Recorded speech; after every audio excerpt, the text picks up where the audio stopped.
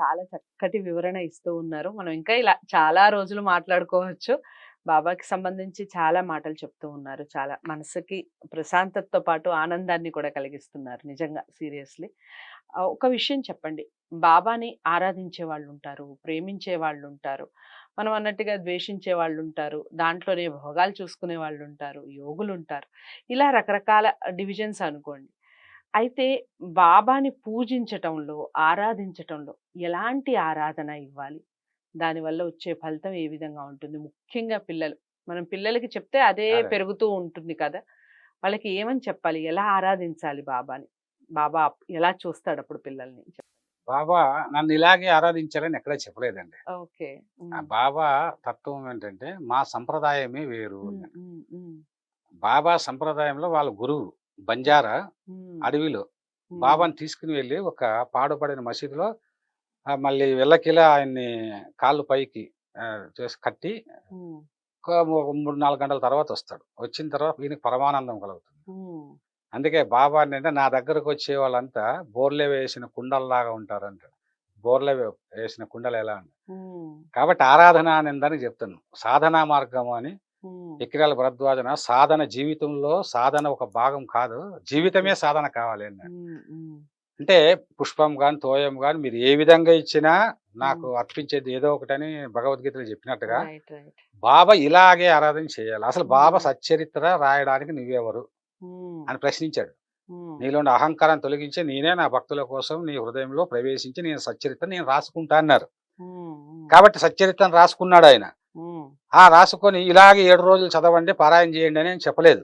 Okay. మీ పని మీరు నిర్వర్తిస్తూ, మీ కర్తవ్యాన్ని నిర్వర్తించేది అంతా, నిర్వర్తింపజేసేదంతా బాబా అనుకొని హ్మ్. మీరు డ్యూటీ చేస్తే, బాబా అనుకొని వంట చేస్తే, హ్మ్. బాబానే చేయిస్తున్నాడు అనుకొని పాట పాడితే అంతా సర్వమని.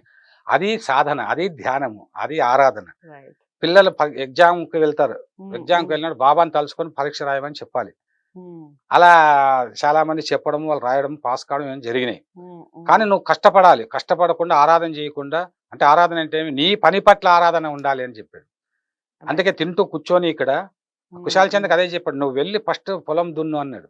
హ్మ్. సోమరితనంగా ఉండకూడదు. రైట్. నీవు ఆరాధన చేసేది నీ ఆరాధన అంతా కూడా నీ పని ఆరాధన. నాకు నా పేరు మీద నువ్వు తింటున్నప్పుడు కూడా ఓ నా సాయికి సమర్పిస్తున్నాను అనుకుని తిను. హ్మ్. నాలో ఉన్నది సాయి అని నువ్వు తిను. ఓహ్! అట్లా అది ఆరాధన. హ్మ్. 7 హ్మ్. రోజులు మీరు పారాయణ చేయాలి.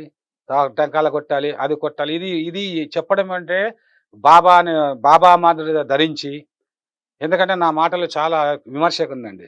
హ్మ్. హ్మ్. బాబాను బాబానే. మరొకరు బాబా కాలేరు. హ్మ్. బాబా వేషం వేసినంత మాత్రాన బాబా కాలేరు. రైట్. ఎందుకంటే బాబాను వేషంగా వేసి ఇన్ని రోజులు పారాయణం చేయండి. సచ్చరిత్రలు మీరు సచ్చరిత్ర పారాయణ చేయడానికి ఒక 3000 కట్టండి. ఇలా హ్మ్. అనేటువంటి దొంగ గురువులు చాలామంది తయారైపోయారు. అవును. అవును. అంటే వాళ్ళు చేస్తున్న మేలు ఒకటైతే ఉంది. హ్మ్. నేనెప్పుడు కూడా వాళ్ళనే ఒకటి దానికి అభినందిస్తా. కలపడం అనేటువంటిది చేస్తున్నారు. రైట్. ఏదో రూపంలో ఇంతమందిని వేలాది మందిని కలిపి బాబా గురించి తెలిసి తెలియని విధంగా గ్రంథాలు రైట్. రాసి రైట్. వాళ్ళకి అందిస్తున్నారు. ఆ అంతే. విధంగానైనా అంతే కాకుండా ఈ హ్మ్. బాబాకి సంబంధించి గ్రంథాలు రాయటం, అది పాటలు అథెంటిక్‌గా పాడుకోవటమే నాకు కాకుండండి. తెలిసి ఇప్పటి వరకు హ్మ్. అథెంటిక్‌గా గ్రంథాలు రాసిన ఏకైక వ్యక్తి ఎక్కిరాల భరద్వాజ మాస్టర్ అండి.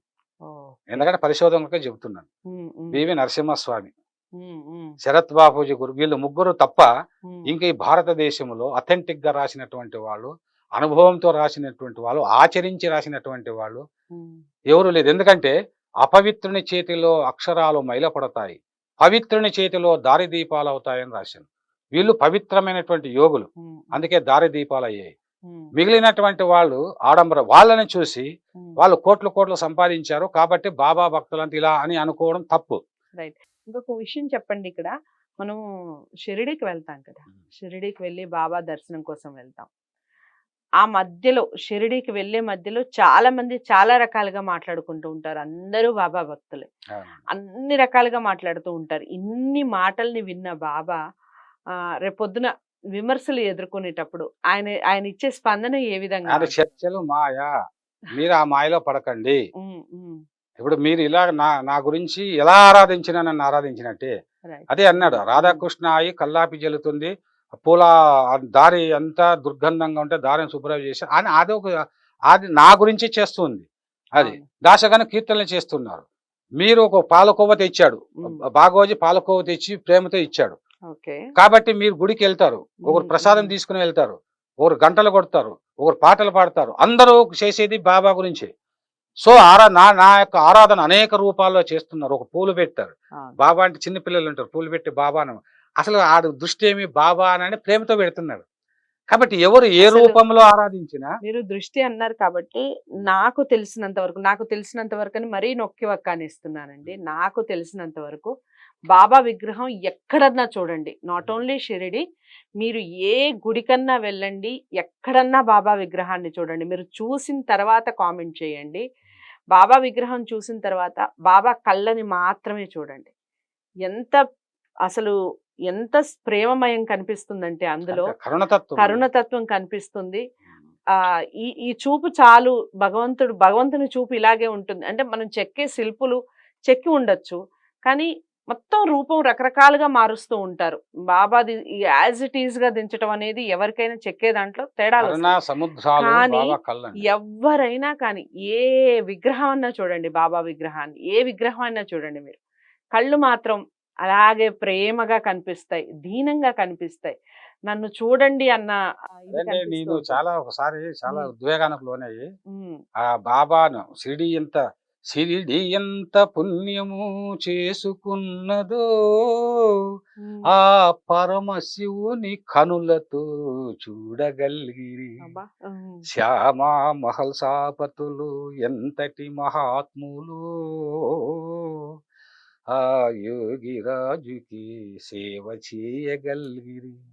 మండుతున్న ధుని ముందు దత్తావతారము, మండుతున్న ధుని ముందు దత్తావతారము, లీలలెన్నో చూపెను ఎంత చిత్రము.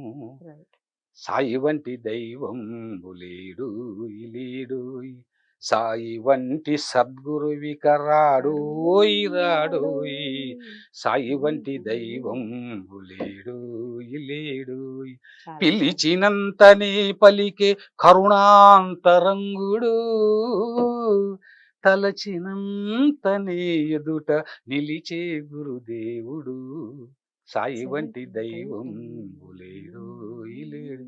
కరుణా సముద్రాలు సాయిని నయనాలని ఇంకొక పాట రాశారు. కరుణా సముద్రాలే ఆ కళ్ళల్లో అలా చూస్తే చాలు. అందుకే కాపాడే అంటాడు, ఆయన కళ్ళలు ఎంత తేజోవంతంగా ఉన్నాయి, ఆయన నవ్వు మామూలు నవ్వు కాదు అంటాడు. ఆ 6 నెలలు అక్కడ ఉండి అసలు వాళ్ళు అట్లా చూసిన వాళ్ళు నేను ఎన్నోసార్లు అనుకుంటాను, ఎంత అప్పుడు ఉన్నప్పుడు పుట్టి ఉంటే ఇంత ప్రేమ ఉంది కదా, అంత బాగుంది. ఎవరైనా అనుకుంటారు, వాళ్ళు ఆరాధించే దైవాన్ని, ప్రతి దైవాన్ని కూడా ప్రతి ఒక్కళ్ళకి ఫీలింగ్ ఉంటుంది. ఇప్పుడు విక్కీ కృష్ణ గారు బాబాకి సంబంధించి మాట్లాడుతున్నారు కాబట్టి మనం బాబా మయంలో మాట్లాడుతూ ఉన్నాం. వెంకటేశ్వర స్వామి భక్తులు ఉంటారు, మనం ఆ టైంలో పుట్టుంటే ఏడుకొండల స్వామిని నిజంగా మనం ఆయనతో కలిసి నడియాడే వాళ్ళు. స్వామి జ్ఞాపకం వచ్చిందండి, ఒక ఆమె నా చెల్లెలు, ఆమె చాలా కష్టాల్లో ఉండి వెంకటేశ్వర స్వామి ఫోటోను పెట్టుకుని నేను ఎప్పుడు చాలా కష్టం, ఆమె జీవితమే చిన్నాభిన్నమైపోయింది. అమ్మా ఏం భయపడకన్నా, నువ్వు వస్తే నాకు ఎంతో ఆనందం వేస్తుంది, బాబా గురించి చెప్తావు, అయితే నాకు వెంకటేశ్వర స్వామి మీద ఎక్కువ ప్రేమ ఉంటుంది, ఆ ఫోటోని చూసుకుంటా నాకు అలాంటి అట్లా నిజంగా అండి అట్లే ఉండాలమ్మా. ఏ రూపంలో కొలిచినా నన్నే కొలిచినట్టు అన్నాడు బాబా, ఏ దేవుణ్ణి కొలిచినా నాకు కొలిచినట్టే, పైగా వాళ్ళనే కొలవండి అన్నాడు. అబ్బను మార్చుకుంటావట్రా అన్నాడు, అసలు మతం మార్చుకునే వాళ్ళు అబ్బను మార్చుకుంటావట్రా అంటాడు. కాబట్టి గోలక్ స్వామి కానీ వీళ్ళందరూ కానీ మీ గురువులు, మీ ఏ గురువు అయినా, అనేక గురువులు అంటారు, సర్వ దేవతా స్వరూపుడు, సకల దేవతా స్వరూపుడు, పరిపూర్ణ పరబ్రహ్మ. కానీ ఏ గురువుని ఆరాధించినా, నేను నిజం చెప్తున్నానండి, ఒక సందర్భంలో నేను చాలా భయంకరమైన సిచ్యువేషన్ లో ఉన్నా, ఎందుకు బాబా కనీసం నేను ఎట్లా పతనమైపోతున్నాను, బాబా కలలోనన్నా కనిపించలేదంటే పుట్టపర్తి సాయిబాబా వచ్చారండి. వచ్చి ఆయన ఎలా నిలబడి ఒక మ్యాగజైన్ ఇచ్చాడు నా చేతికి. మరుసటి రోజు ఆ సమస్య 25% అలా అలా 4వ రోజు ఒక పెద్ద ఒక వేదిక మీద ఉన్నాడు. నేను వెళ్ళాను, ఒక గ్లాస్ పాలు ఇచ్చాను, ఆ పాలు తాగి లోపల శివలింగాన్ని తీసి ఇచ్చారు. మరుసటి రోజు ఒక అద్భుతం జరిగింది. నాకు ఇంక మొత్తం నాకు వచ్చేసింది, నా ప్రమాదాల నుంచి బయటపడ్డా. అంటే ఇక్కడ ఇప్పటికీ కూడా ఎవరన్నా బిలీవ్ ఆర్ నాట్, నీ షిరిడి సాయిబాబాను కొలుస్తుంటే పుట్టపర్తి సాయిబాబా నా కళలో వస్తాడు ఏంటంటే అంటే వాళ్ళకి వీళ్ళకి తేడా లేదు. అదేవిధంగా వెంకటరమణ స్వామి పరబ్రహ్మ, ఇద్దరే పరబ్రహ్మలు కలియుగంలో. వెంకటరమణ స్వామి పరబ్రహ్మ అంటే మనం చూసిండే కలియుగం. షిరిడి సాయిబాబా పరబ్రహ్మ. అక్కడ షిరిడిలో ఎంతమంది వస్తున్నారు, వెంకటరమణ స్వామికి ఎంతమంది వస్తున్నారు. కాబట్టి వీళ్ళకి తేడా ఉండదు, పరబ్రహ్మలు వాళ్ళు. వాళ్ళ అవతారాలు, వాళ్ళ అవతార స్వరూపాలు గురు స్వరూపాలు ఇద్దరు భక్తుల కోరికలు తీర్చేటువంటి వాళ్ళే. కాకపోతే కొంగు బంగారాలే. అయితే వెంకటరమణ స్వామి కోరికలను వెంటనే తీరుస్తాడు, ఈయన వెంటనే తీయడు, పరీక్షిస్తాడు. పరీక్ష అంటే ఈయన మార్గం వేరు, మా సంప్రదాయమే వేరన్నాను కదా. ఈయన సాధ్యమైనంత వరకు ఈ భౌతిక ప్రపంచం వైపు వెళ్లకుండా కొద్దిగా ఆధ్యాత్మికతను వైపు లాగాలని ఆధ్యాత్మికం వైపు కోరుకుంటాడు. ఈయన ఆధ్యాత్మికంతో పాటు వడ్డీ కాసులు అయినా కాబట్టి కానీ అపార ప్రేమ కోరిన కోరికలు ఇద్దరు కూడా తీరుస్తారు. కాబట్టి నేను రాశాను ఒక పాటలో, షిరిడి సాయిబాబా, నేను షిరిడి నుంచి వెంకటరమణ స్వామిని దర్శించాలనుకున్నానండి. ఒక జడ్జి ద్వారా నాకు అది సాధ్యమైంది. కృష్ణ నేను వెళ్తున్నాను, మా గురువు ఆయన జడ్జి కాబట్టి దర్శనం జరుగుతుంది, వెళ్ళాం. ఆ కారులో అట్లా వెళుతున్నప్పుడు షిరిడి బాబా వెంకటరమణ స్వామి గురించి అద్భుతమైన ఒక పాట వచ్చేసింది. అది ఎప్పుడైనా చెప్పు అంటే అలా ఇద్దరికి పరబ్రహ్మలు వాడు, పరబ్రహ్మ స్వరూపం. పరబ్రహ్మం అంటే సర్వము తానైనటువంటి. చాలా చాలా చక్కటి వివరణ ఇచ్చారు బికి కృష్ణ గారు. నిజంగా అండి, ప్రేమతత్వం ముఖ్యంగా నమ్మకం చాలా చాలా చాలా ఇంపార్టెంట్. ఏ విషయంలో అయినా, ఎవరిలో అయినా, నేటి పరిస్థితుల్లో అయినా, మన పక్కన వాళ్ళనైనా, మన ఇంట్లో వాళ్ళనైనా, అసలు ఎవరినైనా మనం నమ్మి కొలవాలి, నమ్మి మాట్లాడాలి, నమ్మి నడవాలి. నమ్మకంతోనే జీవితం అనేది ముడిపడి ఉంటుంది. భగవంతుడిని చేరాలి అన్నా, ఆ ప్రేమతత్వం మనకి అలవడాలి అన్నా ముందు నమ్మి మీరు ఏదైనా అడగండి, ఖచ్చితంగా ఇచ్చి తీరుతారు అని బికి కృష్ణ గారు తన స్వీయ అనుభవాలు చాలా చెప్పున్నారు. గతంలో కూడా వీడియోస్ చేసాం. ఈ వీడియోని కూడా అందరికీ షేర్ చేయండి లైక్ చేసి. ఇంకా మీకు ఏమైనా డౌట్స్ ఉన్నా లేదా బాబాకి సంబంధించి మీ స్వీయ అనుభవాలు ఏమైనా ఉన్నా తప్పకుండా కామెంట్ బాక్స్లో తెలియజేయండి. వీడియోని లైక్ చేసి షేర్ చేయండి, ఛానల్ని సబ్స్క్రైబ్ చేసుకోండి. మరో మంచి వీడియోతో మళ్ళీ మీ ముందుకు వస్తాం. నమస్తే.